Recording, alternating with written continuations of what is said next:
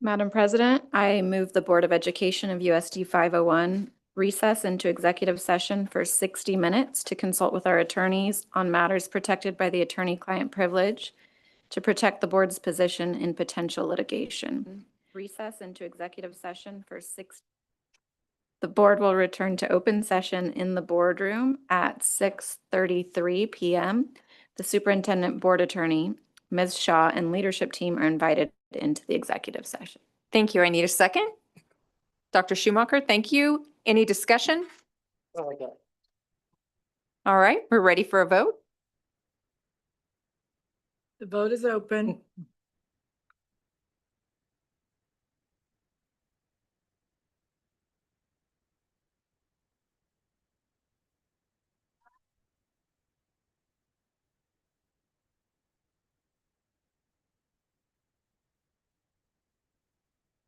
All votes are in and the motion carries.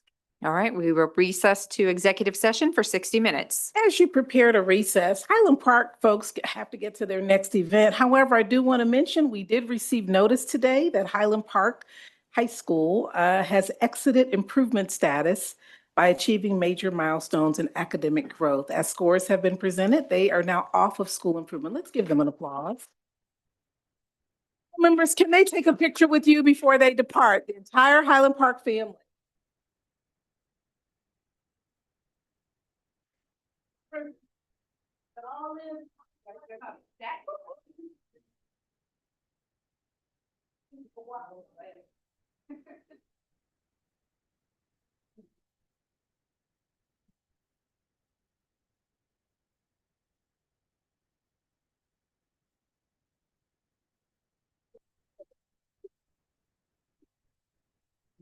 Your meals are in there. Oh, take whatever you want.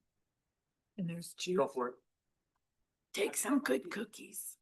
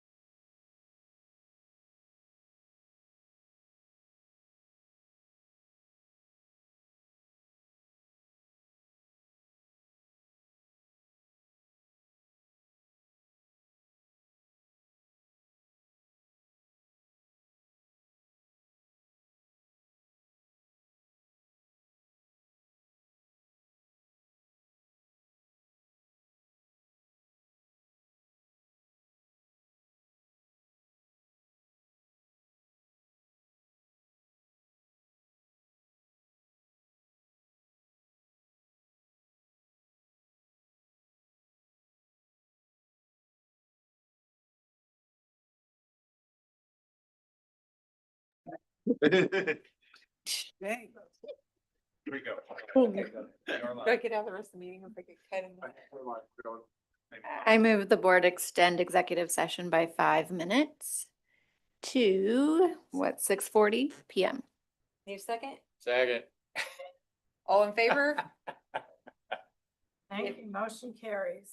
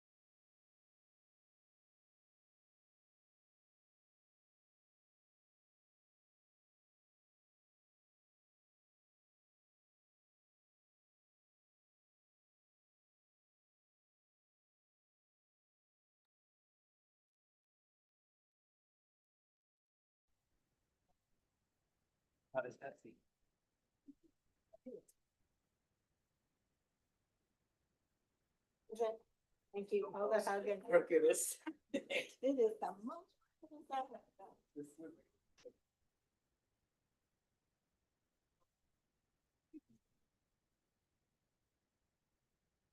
It is a story of.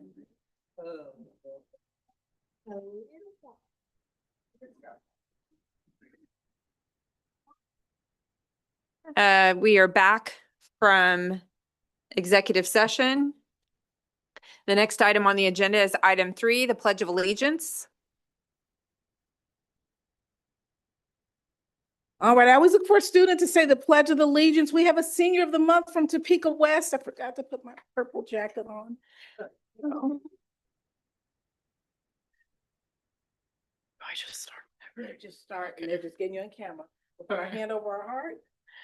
I pledge of allegiance to the flag of the United States of America and to the republic for which it stands, one nation, under God, indivisible, with liberty and justice for all. And can you share? Oh, my name is Yari Alvarado, and I'm a senior at Topeka West. Thank you very much.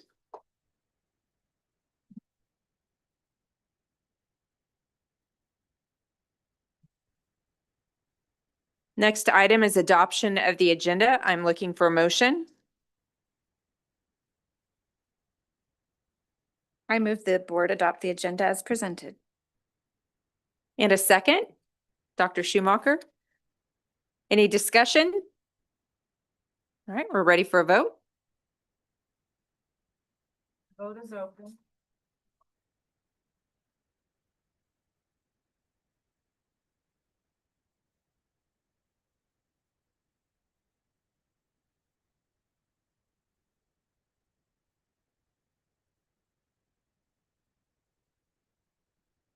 All votes are in and the motion carries unanimous. Next item is item 5, school highlights. As we prepare to get to school highlights, under the consent agenda that you just voted for, strolling down that highway really fast from the CASBO conference is one of the best finance directors in the state who's with us this evening, and we'll learn a little bit why. I'll turn it over to our Executive Director of Operations to introduce who's with us and why she's here this evening. Good evening. Louder than I expected. We are very excited to announce this evening after your vote that Sarah Darding, joining us. She has been with the Shawnee Heights School District for the last several years. Will be joining us in our vacant Director of Finance position. So we're very excited to have her and add her expertise to the team. We are looking forward to great things. All right, Ms. Darding, can you come join for just a moment? Let's give her a warm welcome. And as I turn this over to her, if she has a comment or two, you all, she's coming home. She's a Pine Ridge baby that graduated from Highland Park High. Her and her family are beloved and known in the community for their public service. And we are so glad to have one of the top leaders in the state joining Topeka Public Schools. We'll turn it over to her if she'd like to say a few greetings to you. Good evening, board members and Dr. Anderson, Mr. Isnard and Mr. Busey, Mr. Minky, thank you. I just want to say your central office team conducted a very efficient and a second to none recruitment process. I knew what was happening every step of the way and I felt very welcome. And so I just wanted to extend my thanks to your team and then thanks to you all tonight for welcoming me into the district. It's a full circle moment for me to be a Topeka Public Schools graduate and student, and to be returning into the district in this capacity is, I'm grateful for that. So I'm looking forward to joining your team. As a mother, I know that it takes a village to raise a child, and especially now when kids are facing so many unique challenges. And so I look forward to joining the team and supporting kids, and I'm excited to get started. Give her that.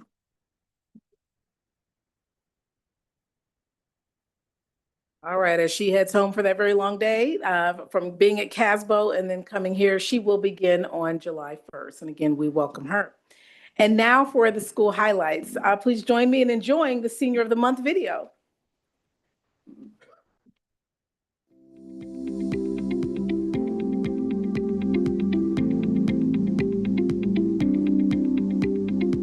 Hi, I'm Yari Alvarado, and I'm a senior here at Topeka West High School. Here at Topeka West, I'm involved in band, tennis, Spanish club, Scholars Bowl, NHS, and a couple other activities. She's just a quiet, consistent leader in the classroom and just leads by example, putting in the hard work and putting in the effort, just pushing, persevering through, I think is really her strength. Yari is amazing. She is built for what's next. She is definitely someone that looks ahead, reverse engineers, gets what she needs done, and then solves the problem at hand and then moves on. Yari is a wonderful, wonderful student. You know, I've known her for a handful of years. I've known her as both a student and a tennis player. And if you know Yari, she's naturally reserved, but it's been really cool to see how much she's changed over the last handful of years. Being involved in many extracurriculars and academics, it's been just super rewarding because not only do I make so many more memories, but it just makes high school just that great of an experience. Out of 61 classes that she's taken here at Topeka West High School, 32 of those are honors or AP classes. She's taken just about every AP class that we have to offer. Her ability to prioritize academics, even when she's involved in so many things, is an extraordinary skill that she has. After high school, I plan to go to the University of Kansas and major in human biology to either go into something medical or dental. I'm still not quite sure, but for sure something healthcare. I know that Yari is going to be successful in whatever she does. She is an individual that is one of the kindest individuals that you will meet, and I know that that will take her a really long ways in life. Her confidence has finally caught up to her intellect and talent, and that's what makes her amazing, because now she's that triple threat, and she's going to embody that as she goes forward.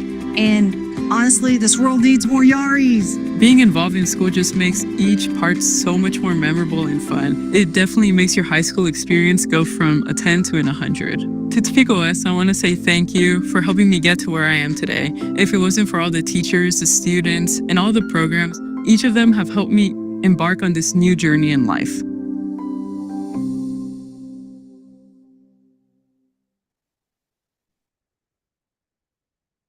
All right, our Topeka West principal is coming up to give her her gift. And Senior Martha, please join us. She's also on Superintendent's Council. We are so proud of you. Oh, yeah. Great, all right. Congratulations on being the senior mom. And then to the principal. Dr. Anderson, Board President Schmidt, and board members, thank you again for Thank you again for another opportunity to recognize an outstanding 501 senior. Like the video said, Yari is just a great, well-rounded student at Topeka West. And on top of all of the things that she's involved in, you know, her academics are just outstanding, and she is our valedictorian with an outstanding GPA, which is incredible. I've never seen one that high because every class she takes just about is an honors class or a weighted class. So she's a fantastic student and very quiet leader that just goes about her business and takes care of business in a way that you just don't see often. So with that, I'm going to turn it over to Yari and let her tell you about her future plans. Yari? Your gift, open the other, do that, brother.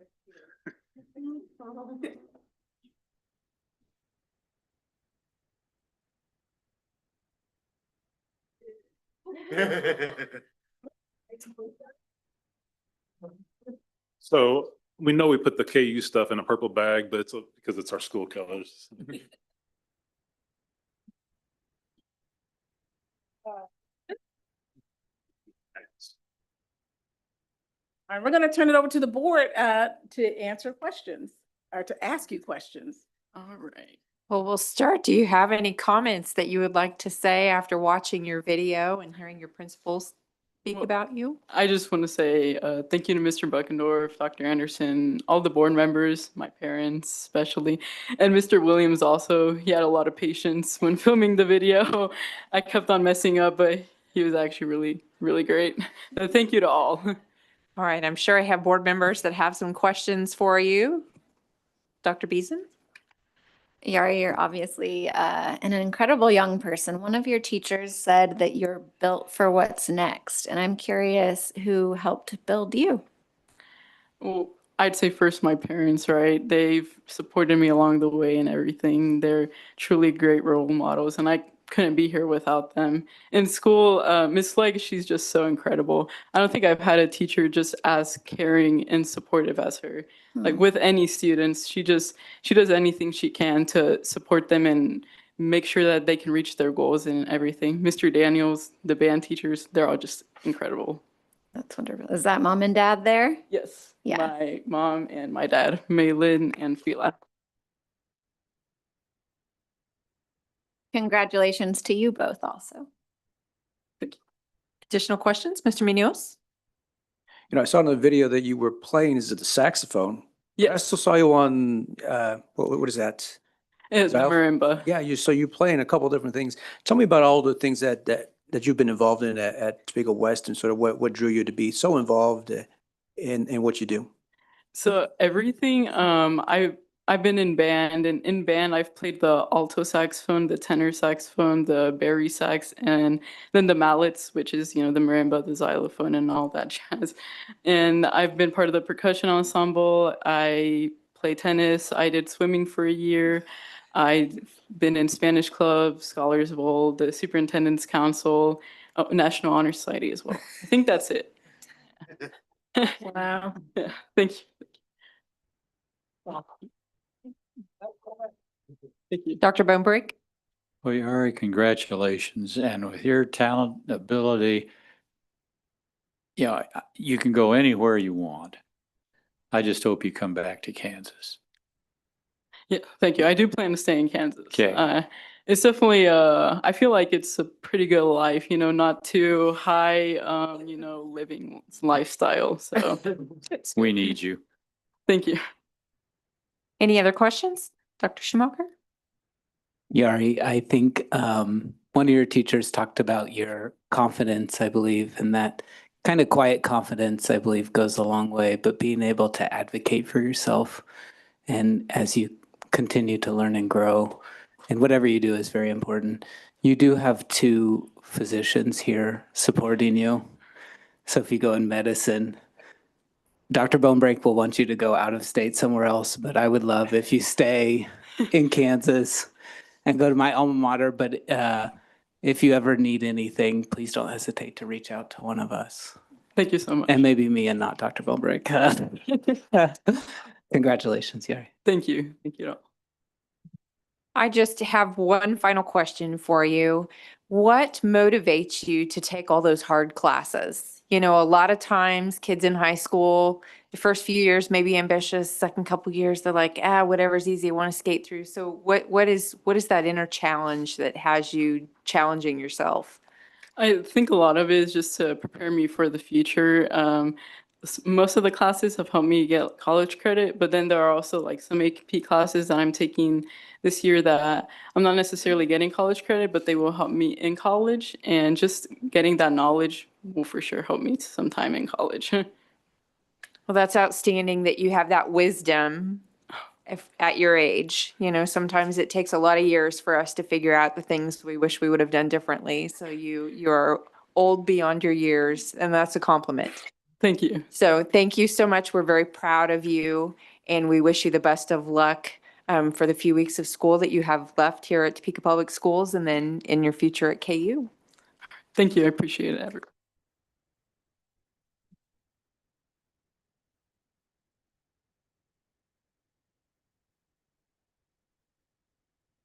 I'm going to ask for Yari and her family to stay around for just 5 minutes. When we finish these final 2 awards, they're going to want to have a picture with you. Okay. All right. And I'd like to say that her mother and father are both servants to the community in many ways. We thank them for not only all that they pour into Yari, but all that you pour into the community as well.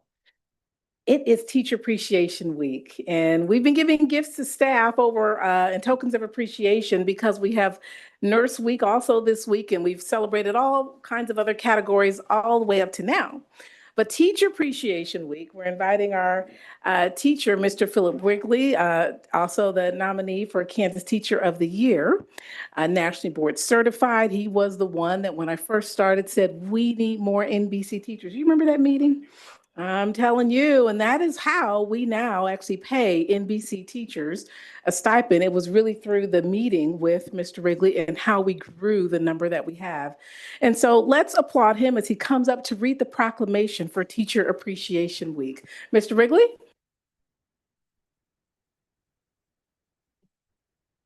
You want to share what school you're at and listen online? Sure. Philip Wrigley, been at Topeka High School for 13 years.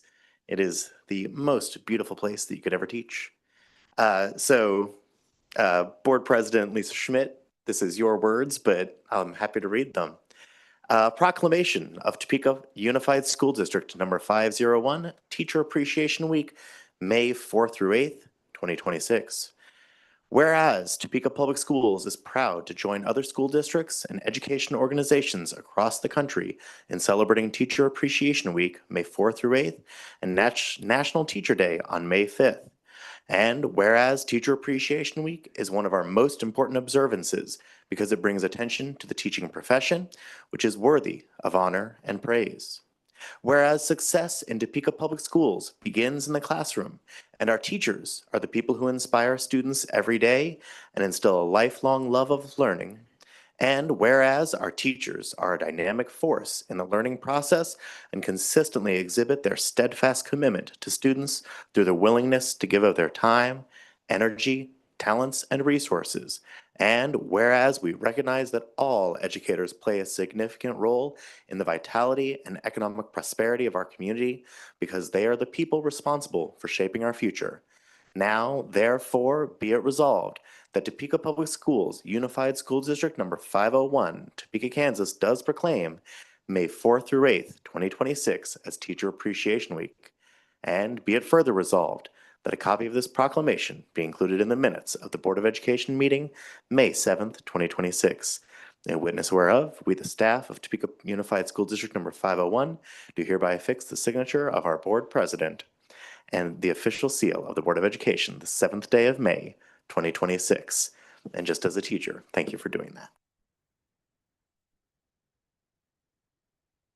Any questions to any of our board members? Questions? Mr. Munoz? Tell us, how has this year been going so far, and anything that stood out to you as far as students and the work that you do? It's been a wonderful year. For me personally, it's been a very nice year, obviously. I guess in that light, so this has been a year where I've been recognized for a lot. And I think one of the things that I've been thinking about in relation to that and in relation to Teacher Appreciation Week is that there are tons of people who are also doing lots and lots of really good work and working very hard who, you know, we can't recognize everyone or we don't recognize everyone, but who are doing amazing work.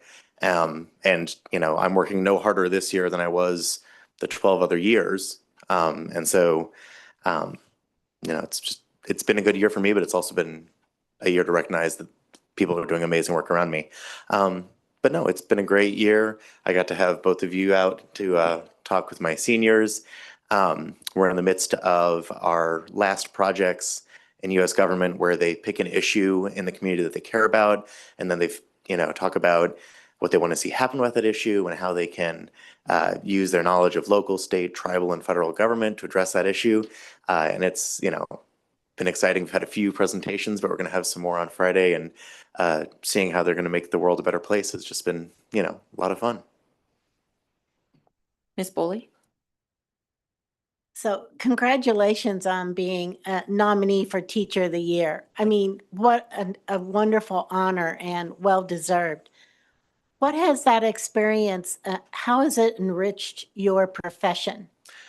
So one of the things that's been wonderful about that process, so the district nominates and then you fill out like an application, but part of that application is these 5 essays that you have to write, very short essays, but reflecting on your teaching practice, how you bring education beyond the classroom, how you've fundamentally changed school culture or improved some process, how you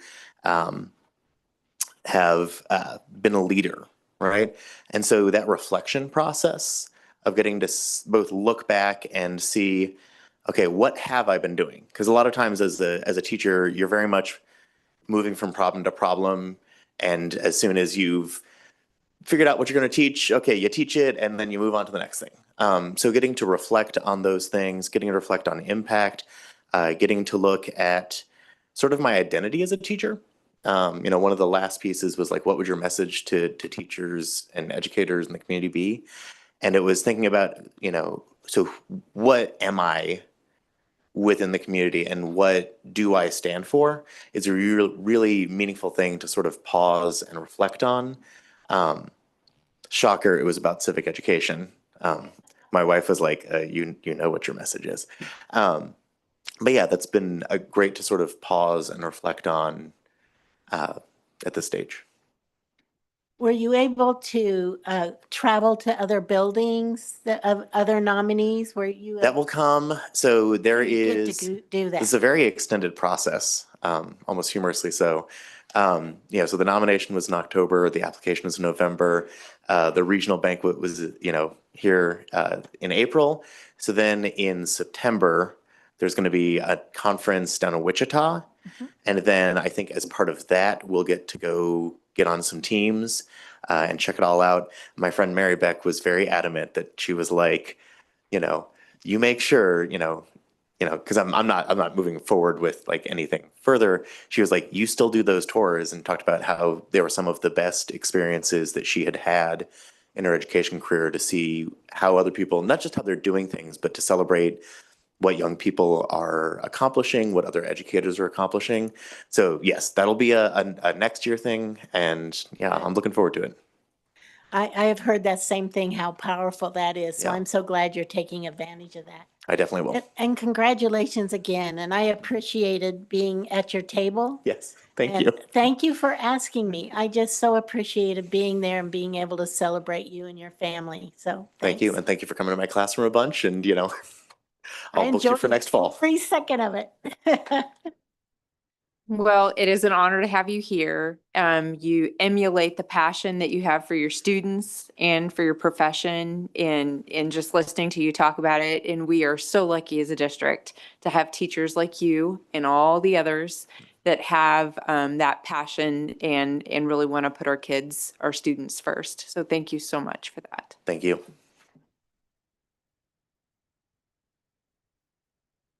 And our final recognition, we're so excited. Earlier today, we announced Highland Park when they were here for the 25-year ceremony that we had 2 schools.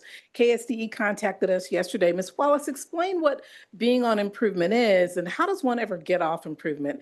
We announced earlier that Highland Park, we learned yesterday, was moved off the improvement list for graduation rates, consecutively improving. Ms. Wallace, can you share what is school improvement? How do you get off of it? And then there is a second school. We have 2 schools that we've been notified have been moved off of improvement. So yes, you're identified by being in the lowest 5% of all performing schools in Kansas. For high schools, they look at graduation rate in particular, but you can also be on improvement as a high school for academic or low academic achievement. And so it is also based on subgroups. So you can be a comprehensive improvement school, which means you are low in all of your subgroups, or you can be identified for a subgroup. With that, we know that Highland Park has had 3 consecutive years of over 90% graduation rates. Now for the drum roll for the other school. Now the other school, why are they moved off before I share what school it is? So they were on improvement for 2 subgroups. They're free and reduced and they're special education. So significant academic gains over the last 3 years, including this year, was tremendous. As a result, Lowman Hill is removed off of the improvement list. Ms. Norton and Ms. Frazee, can you all come on up? And the certificate says, for exiting improvement status by achieving major milestones in academic growth, improved student achievement, and strong school-wide progress. Congratulations. I know board members, you may have a question or two for these ladies. Questions? Ms. Foley? It's not really a question, but I'm in your building often, and both of them actually, but yours often, and I just see how hard you work and how much you dedicate to your students and your staff. And I just appreciate the work and effort you've put in, and it has paid off in such a big way. I'm just so happy for you because Thank you. I see how you pour your heart in it, and then here's this reward. So congratulations on that. And I just appreciate it so much. Thank you for doing that for our district, for your building, and for our students. Thank you. Thank you. Thank you. Any other questions? Dr. Bonebrake? Can we give you another school to be principal at? Loman Hill is wonderful, and I'm so proud to be the leader there. I've been thinking about what did we do? And I would say that there's probably 3 or 4 things. One is consistency of just support from Dr. Anderson, from district administrators, from the board, consistency of focus on what we are learning about. That's the teacher clarity, the higher order questions, the academic discussion. The consistency of staff make a huge difference. Loman Hill thankfully has had low turnover the past few years, and that makes my job easier. And the kids, the students know who's going to be there. They create those relationships, which are solid, that then creates the ability for them to then focus on their social emotional learning, their behaviors, and then of course their academic growth. I would also say hard work, and we work hard at Loman Hill. I have an amazing staff, from Miss Frazee to the custodian to the secretaries to the paras and the teachers. Every single one of them pours into every student every single minute of the day. And I am so proud to be the leader of Loman Hill because of that. And then my other thing is faith that you all have in us, faith that I have in the teachers, they have in each other, and that we have in our students is the reason that we are have worked as hard as we have to grow academically, to get off of improvement. And yeah, so thank you. Thank you very much for the opportunity to be the leader, and thank you for just all of your support. It is very much appreciated.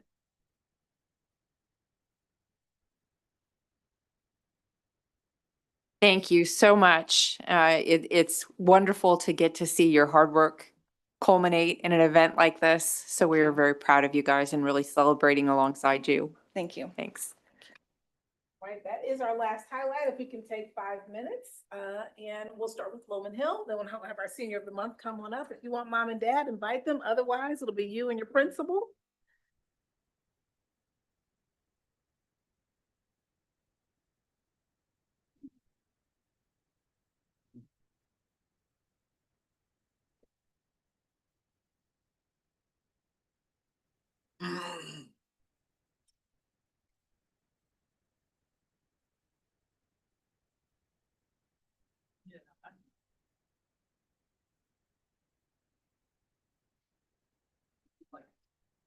All right, for our senior of the month, Yara, you ready to come on out?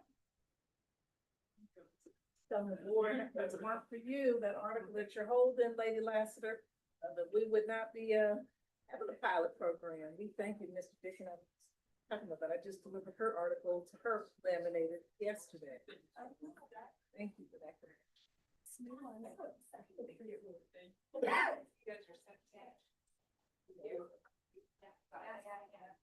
All right. This way.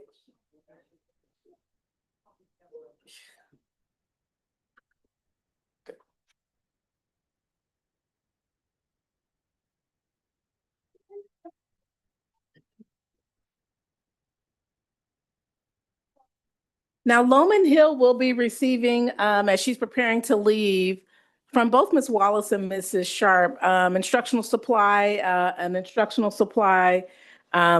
rather large purchase for her building, an opportunity to select staff development for herself and some members of her staff that she chooses. And we're excited to celebrate them with a number of academic acknowledgments. So you pick the day, whether it's on a late start Friday, but before school's out, we'd love to celebrate you with your staff. Thank you.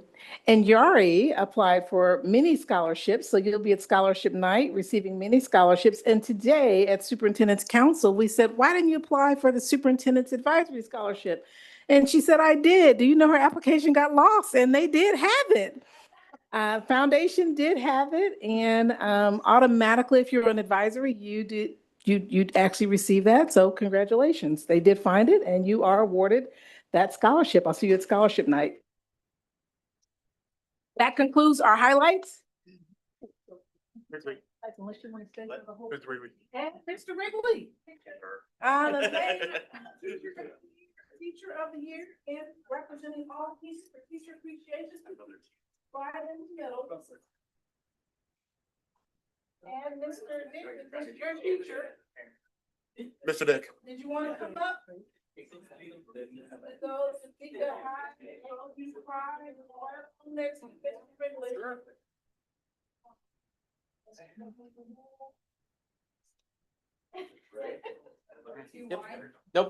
Nope, we're good. All right. You can say that. All right.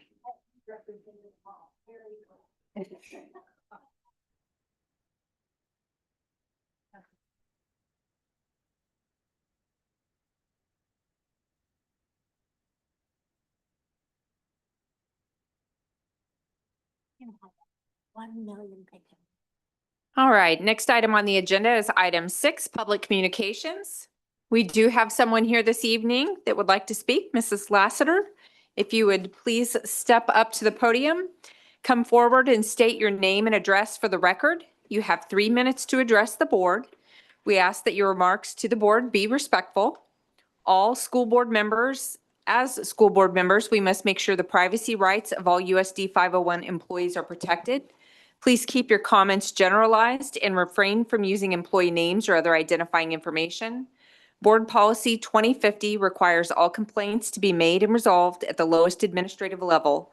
When a complaint is made directly to the board, it is referred to the superintendent and building principal for investigation and resolution. Thank you. Thank you. Sandra Lassiter, and I am Topeka Faith Temple International Academy, 4210 Gage. I'm standing tonight because I wanted to talk about advancing our schools and advancing our students. And this student here is Kamari Marshall, and we have a front page article on the aviation program she participated in with Sergeant Joyce Parker. And the article reads, Topeka High senior learns to fly from one of the few Black female pilots in the U.S. I want to commend Ms. Kamari because not only is she into an aviation program, and we have the simulators at the International Academy, and we joined with Topeka Public Schools so that we could offer an extracurricular aviation program for these students. Kamari is also an outstanding student. Kamari is also a star basketball player.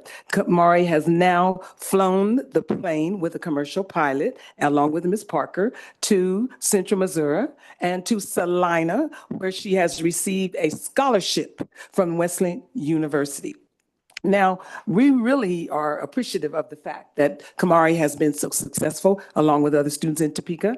And I do stand today to talk a little bit about, hold that for me, please, about that at the graduation on next Saturday, I would hope that Kamari gets honorable mention and acknowledgement because she is the only female African-American student from Topeka who's flying, and she's accomplished 4 hours already of flight. I think that's commendable. And Dr. George Parker, whom I call her Sergeant Parker, is the only African-American female pilot from Topeka, Kansas. And I think that's commendable. I just don't want them to be hidden figures in the future. I want them to be recognized. And then coupled with that, speaking of Topeka High, alumni of the high. Good to see our principals here and good to see some other persons. But I have another compounding issue, and that is Mr. Trenton James, who's a intensive probation officer, Miss Lorana Lassiter Saunders, and Mr. Daniel Martin, who's seated here tonight. Those persons represent a group called Know Your Rights, and they want an opportunity to get into our Topeka Public Schools within the next 2 weeks, hopefully, to be able to talk to those seniors who are leaving next week, and then maybe the juniors and the ninth graders as well. They have found that they need to empower these students, and unfortunately, we did have an incident at Topeka High where someone, a detective came in, interviewed those children, and then also got the passwords and phones from those students. And we've had a meeting, and I suppose I can call Chief's name over there, Cockerham, and Mr. Chief Vallejo. We were in a meeting. Lassiter, Yes. time is Oh, I wish I could have another minute. Do I have another minute? Can somebody give me another minute?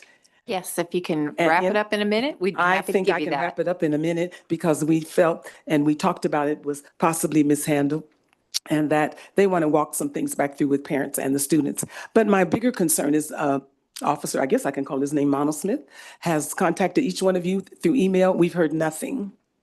And we're concerned because we want to move with this project within the next 2 weeks within our public schools. And we're expecting our board members to understand the value of respecting our students. Mr. Daniel Martin is here tonight, and he has a program that they're also going to sponsor this summer called Safe Summer, Smart Choices, Real Consequences. So, Ms. Carla, we'd like to have copies passed out to the board members, and we'd like to hear back from you. The only board member we've heard from is Mr. Keith Tatum. And I know that all of you should be and concerned about what happened with these children and want to empower them with knowledge about the legal system. So that's why I'm here tonight. Thank you so much.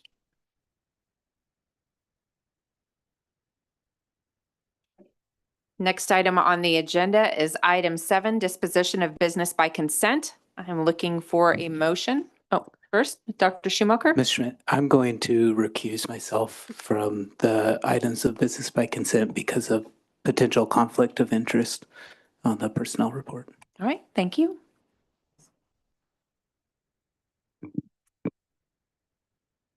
All right, I am looking for a motion. Madam President, I move the board approve the items of business by consent as presented and authorize the board president or superintendent to sign the special project and purchasing contracts for and on behalf of the board.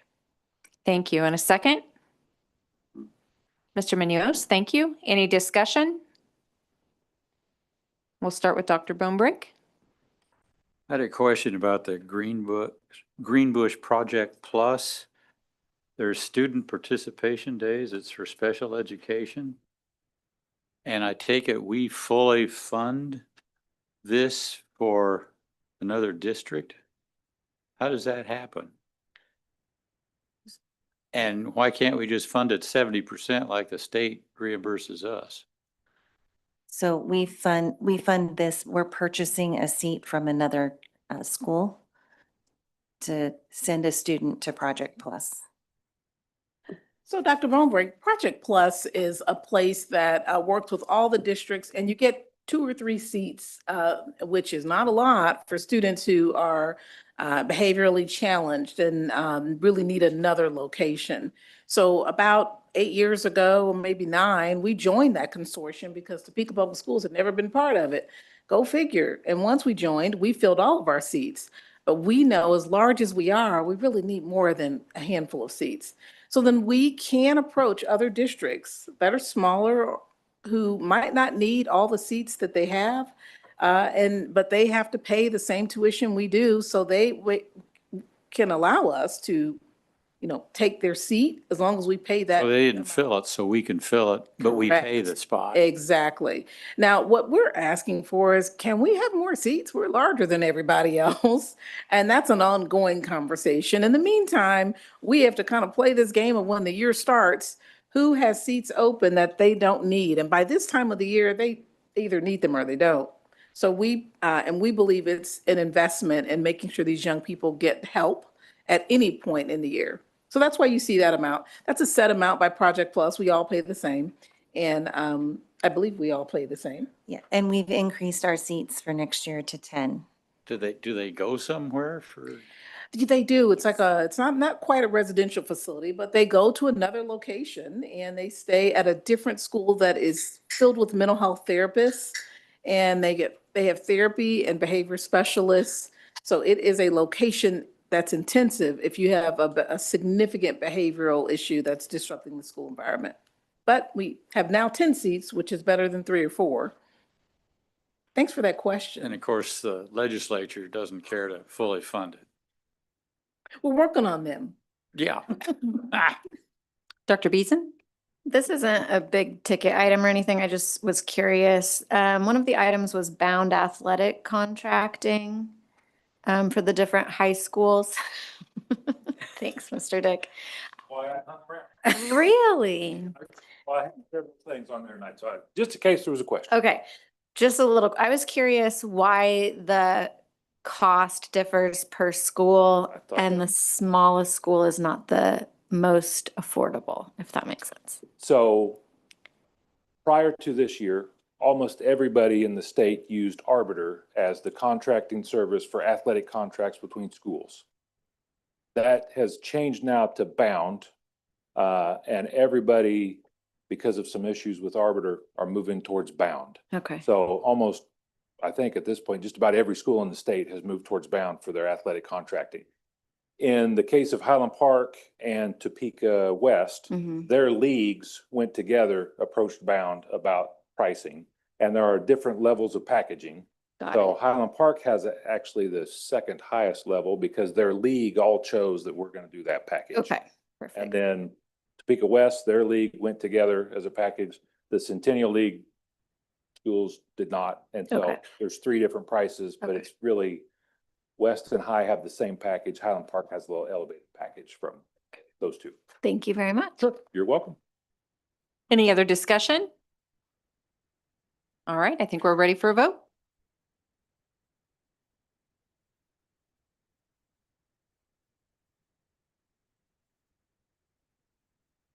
Vote is open.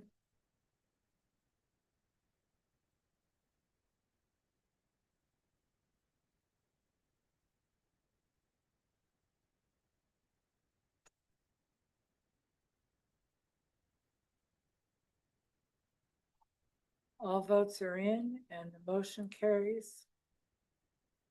Do we want to let Dr. Schumacher know? Okay.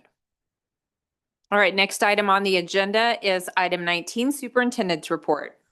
All right, this will be very brief. We already had Logan Hill come up as we pull up that PowerPoint just for the end of year updates. And actually, Dr. Gray, did you want to speak to the graduation?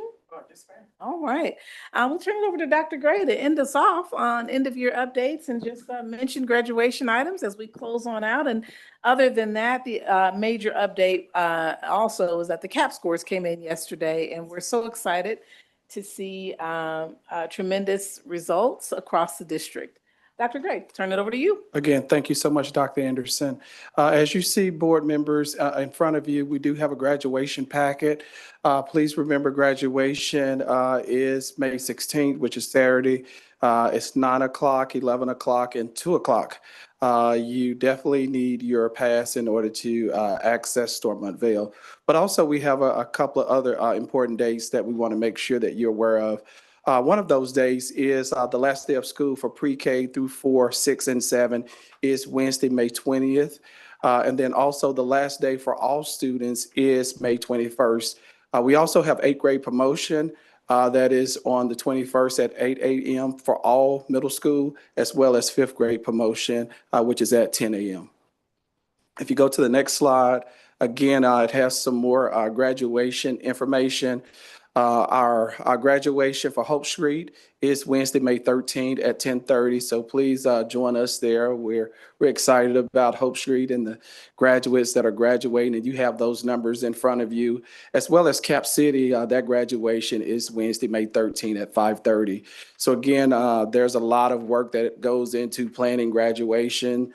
Again, all of that information is in front of you. If you're unable to attend, there are live stream links as well to access those graduations.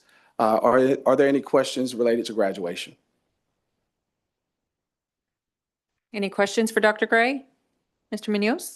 it's not a question so much as just a comment that I usually make all of those, but I don't make the middle school graduation. So I'd encourage my colleagues, maybe we can try to divvy up, if we can, on that 8 o'clock morning, try to visit some of our middle schools and make sure they know that we congratulate them.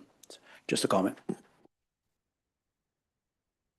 And my final comment will be graduation May 16th. Just want to encourage everyone to be there at least by 8:30. Please know that there's some traffic that's going on around the Storm Unveiled Event Center, and just want to make sure we can start it on time at 9 o'clock. Again, thank you for all you do. And Dr. A, thank you for all you do and the organization that you've put in place in support of us. As the final two slides on the updates that we have after graduation are just the preliminary scores. We likely will be releasing this as kind of a bit of a press release mentioning preliminary. But I've already talked about Loman Hill and Highland Park. What we know as of yesterday, Dr. Kipp was moving fast, that we have multiple schools that have outperformed the state. So we're excited about that. At the elementary, at the middle, and this year at the high as well. So you see the schools there that have outperformed the state. And then the very final slide, I believe, is there a final slide? That is the final slide. Dr. Kipp, I believe, shared we have over 40, I believe, perfect score students in math, which is pretty remarkable to have perfect scores in that area. We also had many students that are perfect score in ELA, but having over 40 in math with every middle school represented was great. And I just want to say congratulations to Eisenhower, who also was, along with every middle school, had gains in math, including Eisenhower, which, if you know, over the past few years, it's been hard to get those gains. But now that climate and culture is in place, they actually had gains in both math and ELA. So shout out to Eisenhower and Ross in their progress and movement. We'll be giving you a report either the second meeting in May before principals leave, and at latest the first meeting in June as we finalize the scores and get a chance to go through the rest of these scores. Those are really our only final end of year updates. And thank you for an amazing, amazing school year up to this point. Looking forward to seeing you at graduation. Thank you so much, Dr. Anderson. Ms. Boley? Yeah, thank you, Madam President. I was wondering if I could have a copy of that last slide. It's ma'am. not posted here, so I would just love to. Yeah, we'll send you that slide. And Rub it Ms. and Wallace is enjoy it. sending you this evening the email we sent to principals today, because it mentions who were the top scorers in levels 3 and 4, because HPC was one of the schools who had the most number of students in 3 and 4 this year, Highland Park Central. So we'll Nice. send you the email we sent to principals, and we'll also make sure you get the PowerPoint. Thank you. All right, next item on the agenda is item 20, discussion items, and 20.1 is proposed policy and regulation changes. Ms. Whiteman?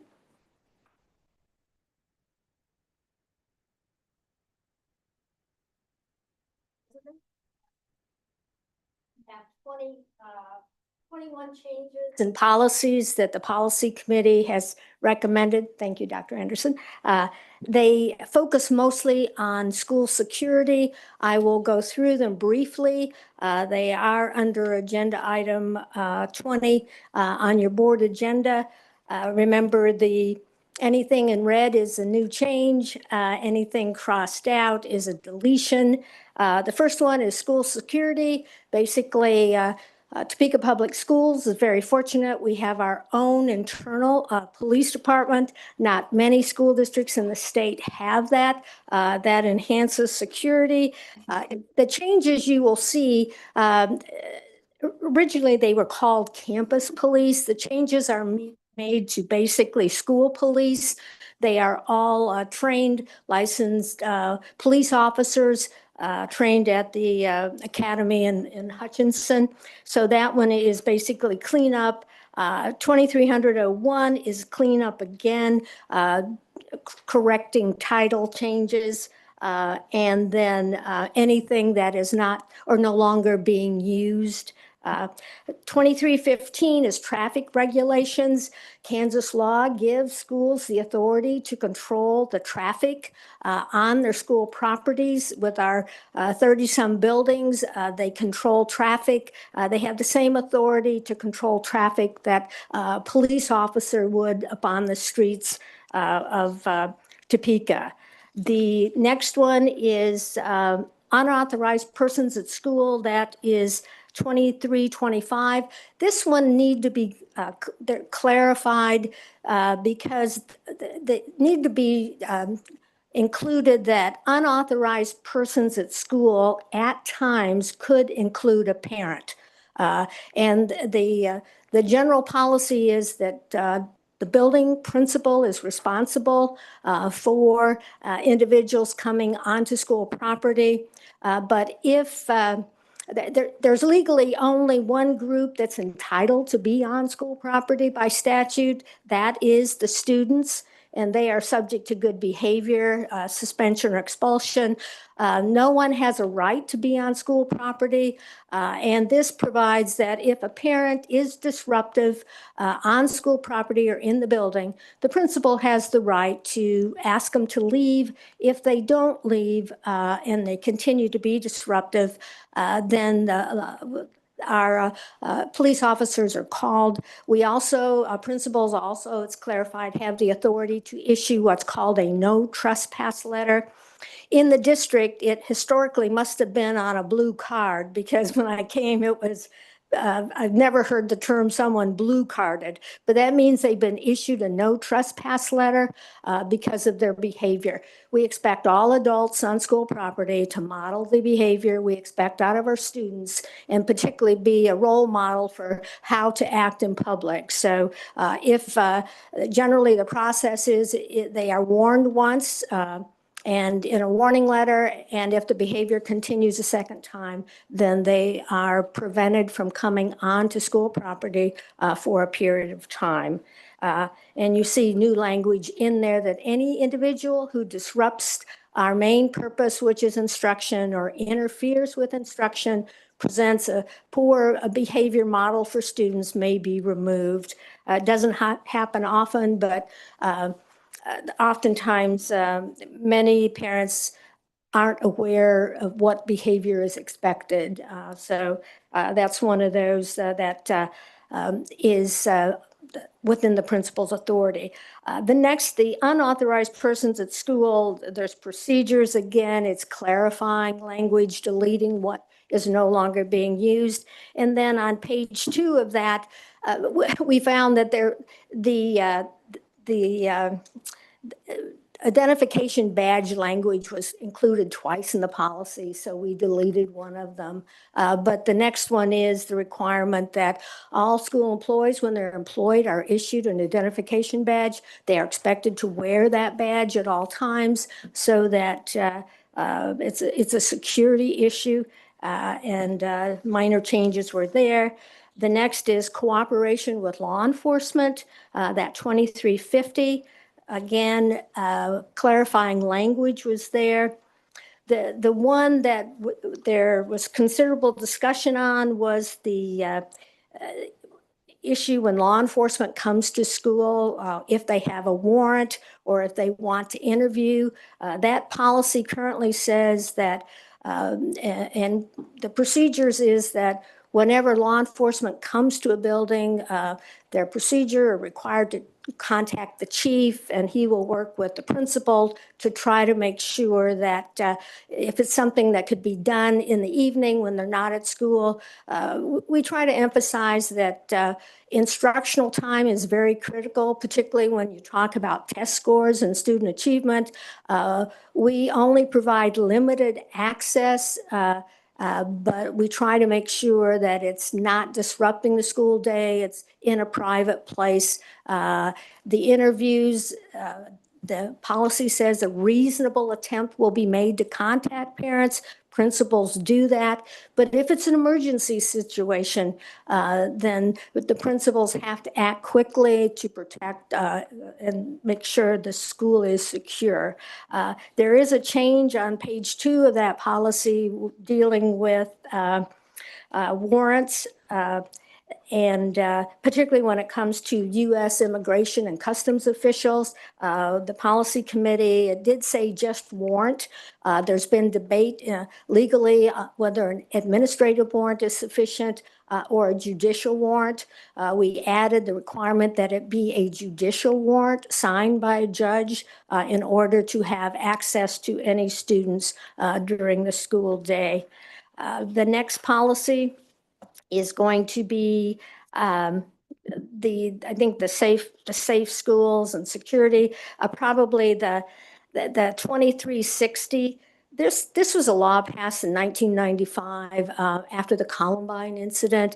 It basically requires any school employee who knows that a student has been suspended or expelled from another school related to drug, weapons or threats to others, harm to others, that they should report that to either our police department or to the principal so that they can investigate and find out and inform everyone if it's a student who has a history of violent acts towards others.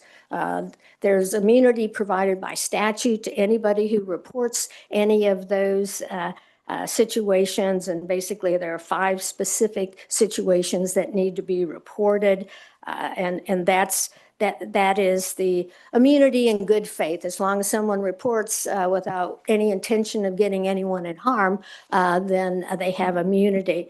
There is a safe schools notice form there. And then there is also a form that if at any time a member of the staff is physically assaulted or harmed by someone, that is reported. And it goes to Mr. Menke and Mr. Isnard and the work comp committee so that assistance and it can be investigated and prevented. The next one is 2360, which is the safe schools, the gun-free schools. This is a result of the 1995 Kansas law that basically adopted the federal law that if you possess a weapon at school, on school property, or a school-sponsored event as a student, there is an automatic expulsion for 186 days. There is only one person in the statute who can waive that, and that would be the principal or the superintendent. That's a school safety issue. So that's the gun-free schools statutory requirement. Next policy talks about searches of property. If it's school property, let's say lockers, principals have absolute authority to search school lockers at any time because they're under the school's possession.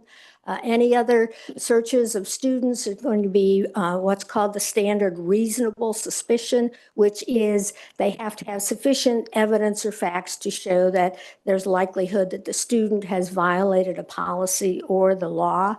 The next policy is, there's a regulation there about searches in general. Again, that was cleanup regulation or cleanup language.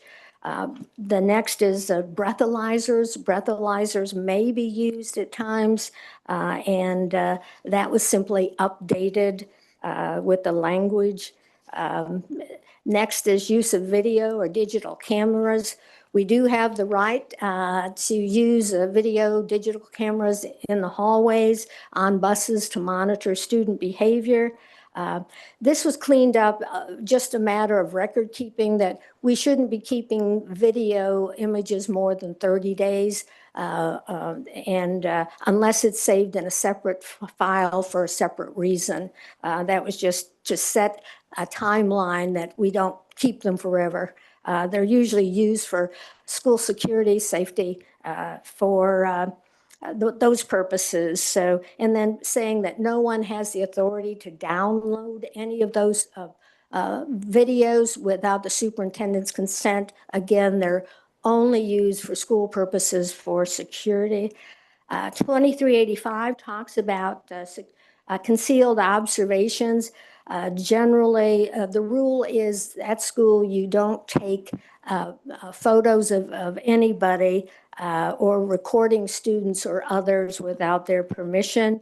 And that is pretty much, there weren't many changes there. But if someone wants to record, then you should be asking the person's individual's permission to do that.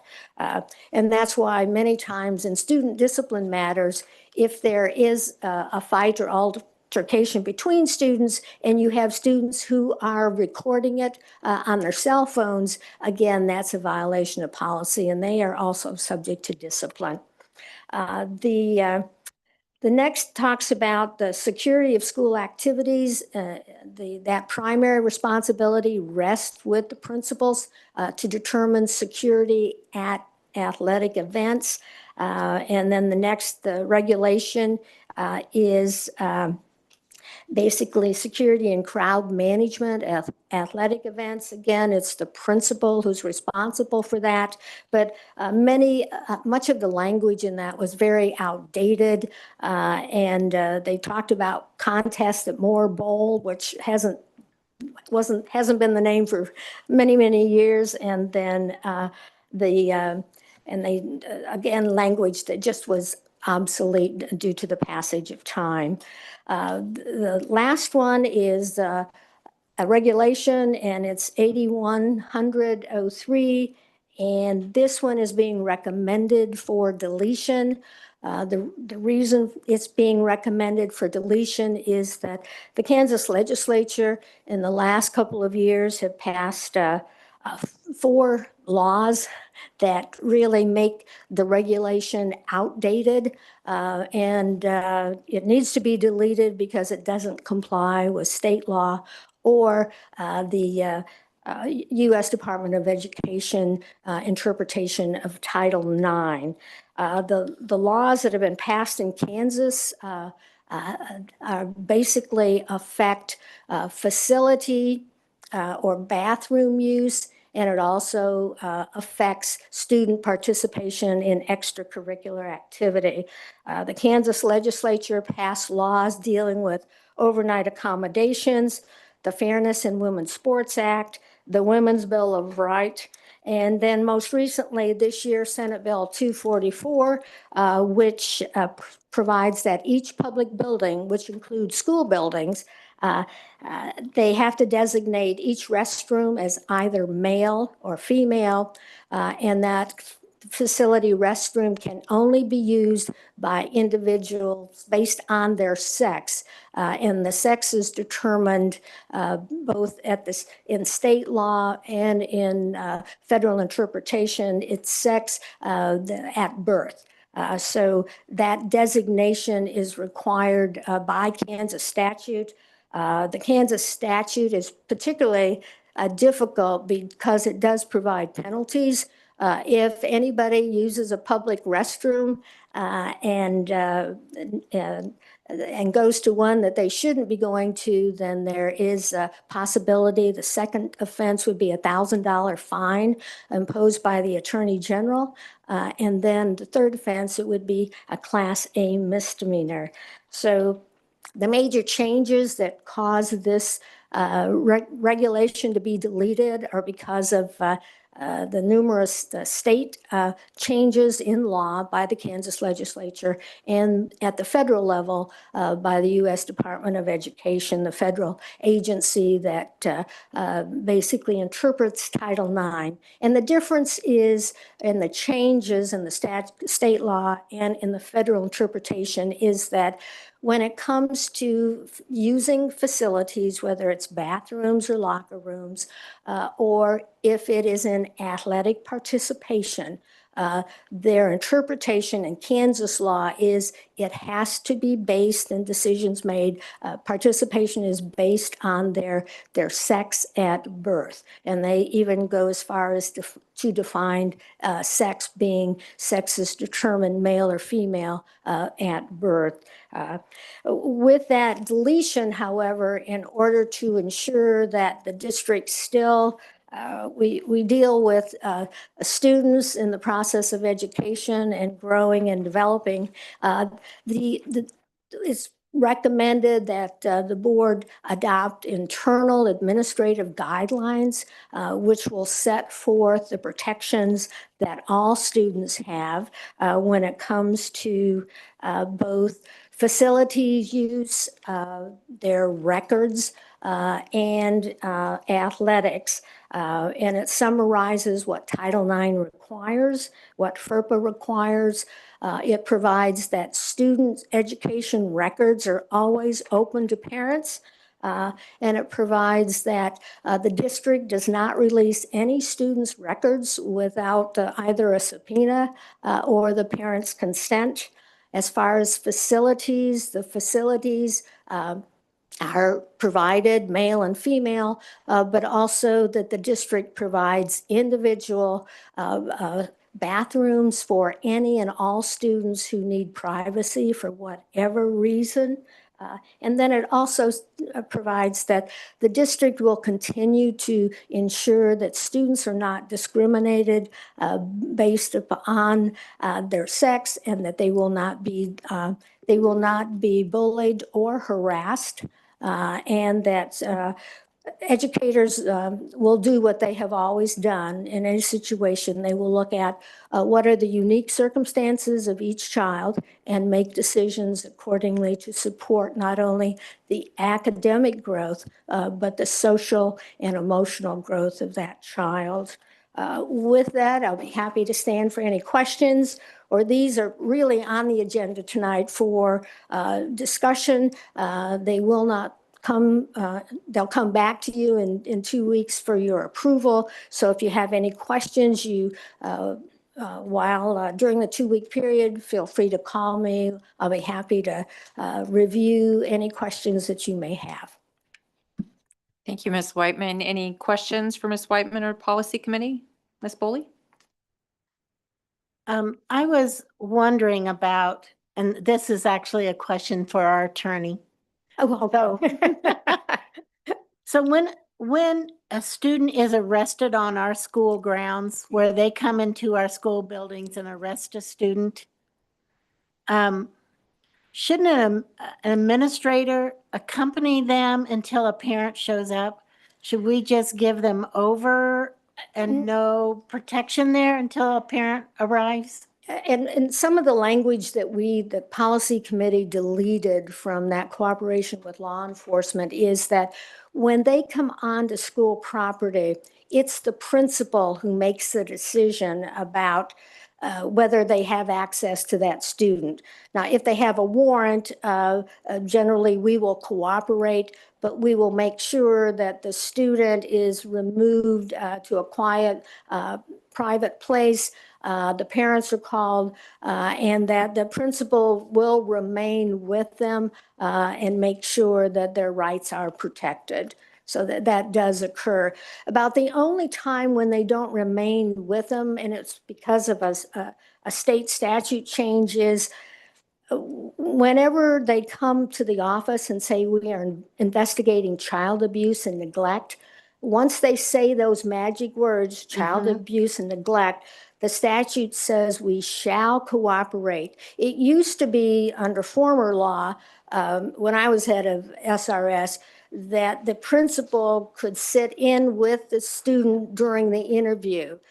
They snuck a change in the law through about 4 or 5 years ago. They took that provision out, and now it says that DCF will determine who is available to be in that interview on child abuse and neglect. But when it's a criminal matter or maybe a juvenile matter, the principal really shepherds the whole interview and stays in control of it. And we deleted language when it was a criminal issue. The old language used to say that the law enforcement got to determine the level of questioning and whether the interview was to occur or not. We deleted that.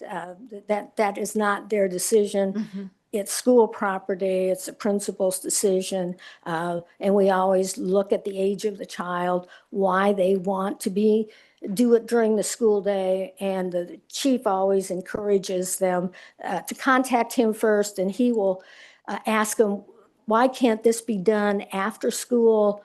Our business is education. We don't want interruptions that distract the student from learning. Thank you. Another question is, there was a lot to read here, but There is. is there another place in our policy, or should it be here, about parents and guns on property? Well, the laws apply to parents as well as students. Anytime anyone's at school, on school property, or school-sponsored event, our policies apply to them also. Now, when it comes to adults, there's always, Kansas is a concealed carry state also. But usually when they become aware that an adult has a weapon, then the principal or security will take them aside and try to determine, are they a concealed carry person, encourage them not to have it on school property. Encourage them, but we Right, can't but we know that refuse them the law, yeah, because of the concealed weapon because law? it's a state law, correct. And just one other comment. There is a typo on 2325. It's just a spacing. Oh, okay. A red area. A behavior expected. It's just a spacing. Oh, well, I just good. thought I That's should what let- I appreciate picking up. So any of those, we want them to be as perfect as they can be. So thank you. We'll make that note. Thank you for your explanations. I appreciate it. Oh, I love to talk about criminal law. Any other questions for Ms. Whitman or the policy committee? All right, thank you so much. Thank you. Next item on the agenda is item 21, action item. This is where we're going to approve the 2026-2027 Board of Education meeting schedule, option 1 or option 2. I've already had a question. Ms. Lister, can you please remind us what the difference is between option 1 and option 2 calendars? Option 1 follows the more standard 1 and 3, but it requires adding a third meeting in June on the 24th for end of year business. So we would have June 3, June 17, June 24, July 1, or which would fall before the holiday, or we could move the July 1 to after the holiday and then change the second July meeting. So we would be moving more meetings.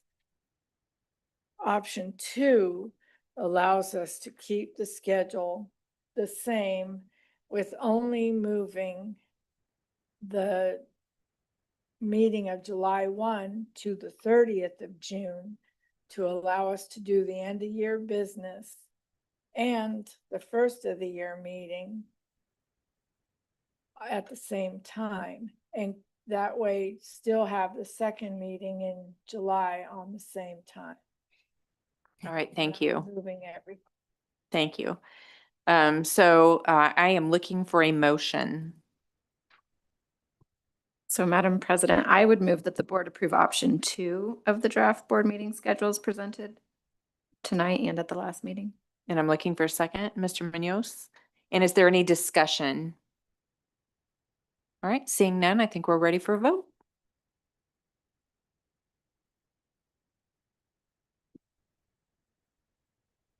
The vote is open.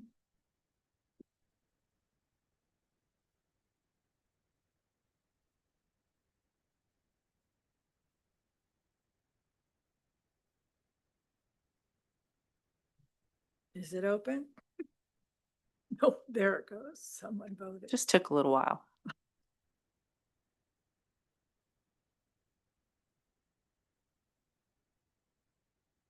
We could show hands if you want. Mine hasn't. Looking for yays? Raise your hand. Make it unanimous. There we go. And the motion carries. Thank you. All right, next item on the agenda is item 22, board member comments. We'll start with Dr. Bonebrake.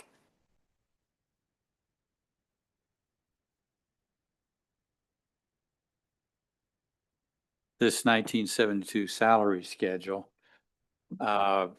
average inflation rate between 72 and now is about 3.9%. So the first group 1 BS, which is what my wife started at Capital City, was $6,700 a year. That would be virtually $5,300 now, or about $3,000 more than we currently pay the first year.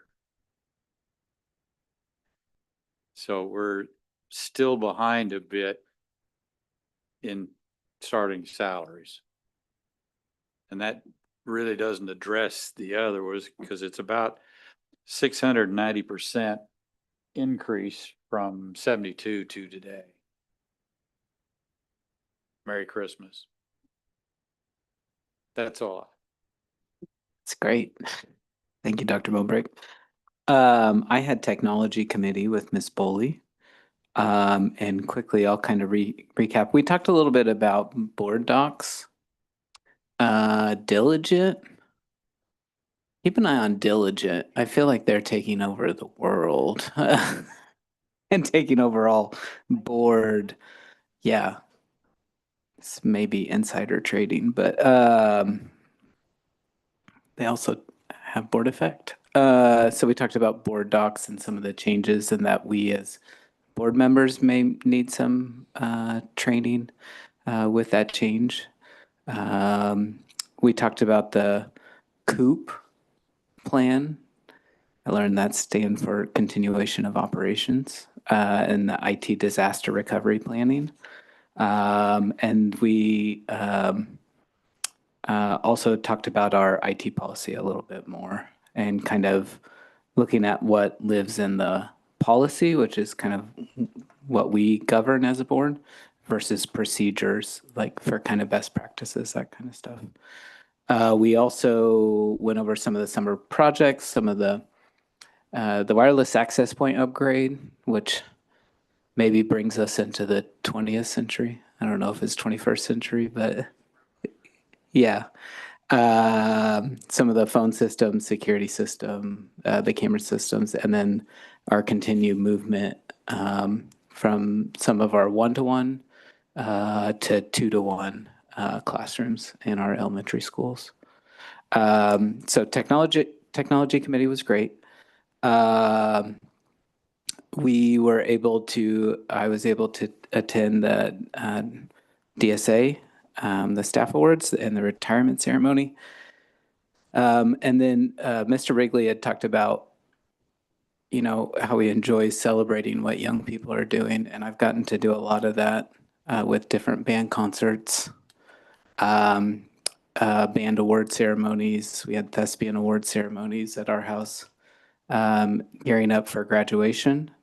I will be at Jardine Middle School because I have a 8th grader speaking at that promotion. I was going to skip it, and then she said she was talking at it, and I was like, well, I got to go now. So I will be at Jardine, Mr. Munoz. I have that one covered for that promotion, and then I'm very excited for graduation, both on the 13th, both of those ceremonies, and then on Saturday. That's all I have. I might put dibs on Robinson. Anybody else want it? Is it up for bid? Everybody good? Okay, I'll do Robinson. I wanted to report that I was reelected on the Acacia board as a board member for a 2-year term. I was also requested to continue with the KASB legislative board. So I'll be representing our district and districts in our region on the legislative board.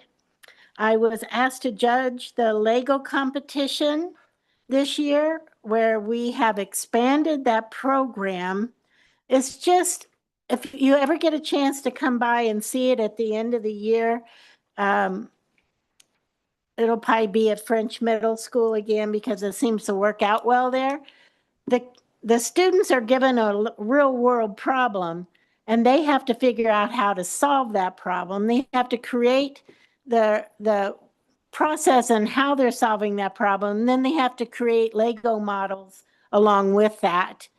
And it's just amazing, their presentation and their solutions and the thought process that they put into it, but the way they stand and present. And so they're just very encouraging as I see what our schools are doing for our students. And this is also an after-school program. Our coaches volunteer a tremendous amount of time to help these students get to this project. In the lower grades, they have to do some motorization on their Lego model. And so they have to show you, it's usually around archaeology and how they've created a machine to make it safer for our artifacts in the world. And so they developed a machine that's got to move around, and it's just really a fantastic program. And I wanted to thank Mrs. Wallace for helping schools get innovation Dollars. innovation dollars, but what's the kit called? There's a kit that they all got. I'm sorry, I can't remember it. I apologize. It's a Lego League. It's a nice kit. Yes. I mean, every year the theme changes. Yeah. And so this year, what you were talking about as the theme, and next year it'll look like something different. So anyway, if you get a chance, you'll be so proud of Topeka Public Schools and the efforts these students put in. Mr. Munoz and I went to the college prep promotion yesterday. Was that just yesterday? Whew, a lot of stuff going on. And it's just very encouraging to see those students as well, their presentation skills, their ability to be prepared to go to high school. And they're just, everything I see, I'm just so proud of Topeka Public Schools for things that are going on. The pinning presentation and certification for our pathways. And then I also wanted to thank everyone behind the scenes. When we went to the retirement dinner, the distinguished staff dinner over a Bishop, it's just beautifully and so well done. And I wanted to thank all those people, all the people here at Burnett that put on recognition here and recognize the people in such style. I just appreciate all those people behind the scenes, and also our communications team that record everything, get pictures out to parents. All of that is just that extra mile that we do, and I appreciate everybody doing that. And the final thing I wanted, it's an ask. Our finances in our district are getting tighter, particularly after the legislators decided to take away special education money from most our districts. I would like an ask from our financial committee to actually give us a written report about the meeting and keep us a little bit more informed. The report we give here isn't very informative, and I think that financial piece will be really important. So if that particular committee could get us out something, or our financial team that really brings us up to date on what is happening as we go through these upcoming times, I would really appreciate it anyway. I don't know if anybody else would. So it looks like there are some yeses. So thank you. I appreciate that. Thank you. I see. I went to the family engagement night. You forgot that, Miss Bolly. You were there. Oh. Family engagement night at Bishop. There was I try to pay attention to who shows up to some of these meetings, and I saw families from all across the spectrum, and I think that's what stood out to me. And the students there. So I thought it was really well organized. There were local community organizations, teachers from across our district, and Legos and engaging activities for students. And I thought it was really well done. So kudos to that group. We also had policy meeting on the 27th of April, and you saw through Ms. Whiteman the work that that's been going on through that for your consideration. Let's take a look here. And I think you talked about this, Ms. Bowley, the Distinguished Staff Awards Retreat, T-Calc Penning. Yeah. The one thing I'll add is I also had a chance to make it to the Robinson's Gala Dinner, which was amazing. The students put on performance after performance, and so they really did a great job. It was well organized, and I won a couple prizes for on bidding. So we were happy to walk away with some things and support Robinson and all the great work they do over there. So and as far as middle schools, I'm going to visit Eisenhower Middle School.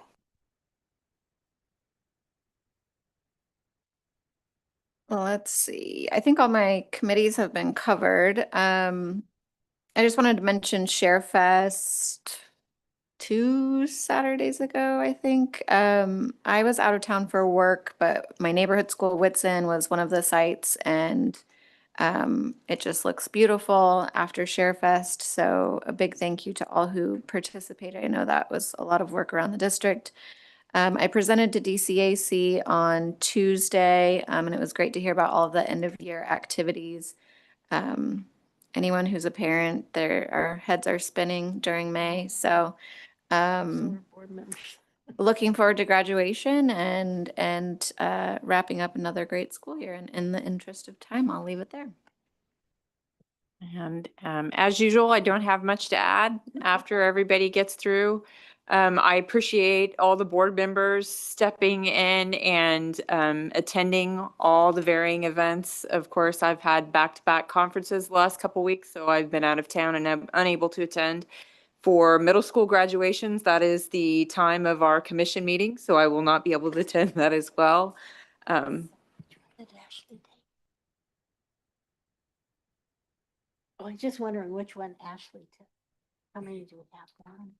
I have trying to not figure out- taken one, Oh. but I'll figure it out. Oh, okay. And we've got Mr. Tatum. He might be able to attend something as well. So, well, we can definitely put something together as for the finance stuff to make sure that everybody's staying well informed.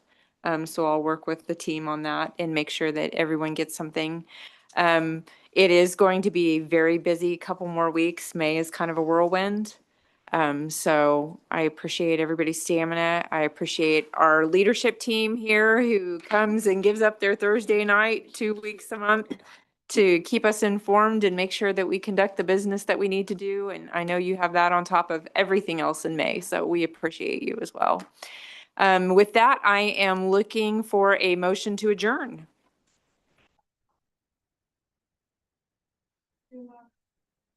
Docs decided to throw us out of the server. So I'm looking for a hand vote. Well, we need the motion first. I move the meeting adjourned. In a second, Dr. Schumacher, everybody raise your right hand. If you vote anything else, you're off the board. All right. Thank you. Looks like